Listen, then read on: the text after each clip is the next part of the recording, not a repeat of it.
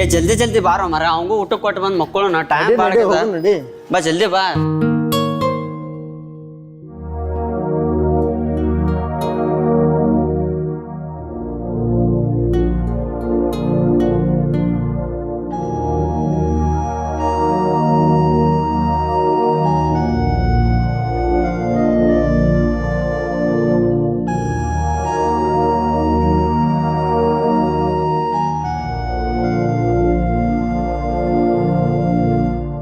ಆದ್ರೂ ನೀ ಬಾರಿ ಬಿಡು, ದಿನ ಹಿಂಗೊಬ್ಬನಿಗೆ ಹೆಲ್ಪ್ ಮಾಡ್ತಿ, ಅನಾಹುತ್ ನಮಗೆ ಮಾಡಿದ್ರೆ ದಿನ ನೀಗೂ ಮಾತಲ್ಲಿದು.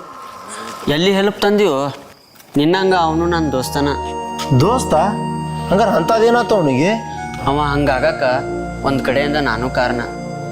ಹಳ್ಳಿಯಿಂದ ಬಂದಂಥ ಮುಗ್ಧ ಹುಡುಗ ಅವ ಎಷ್ಟು ಒಳ್ಳೆಯವ, ಎಷ್ಟು ಶಾನೆ ಅಂದ್ರೆ ನಮ್ಗೆ ಗೊತ್ತಿಲ್ದಂಗೆ ನಾವು ಅವನ ದೋಸ್ತಿ ಮಾಡಿಬಿಟ್ಟಿದ್ದೆವು. ಹಂಗಾರೆ ಅಂಥದ್ದೇನಾಯ್ತು ಅವನಿಗೆ?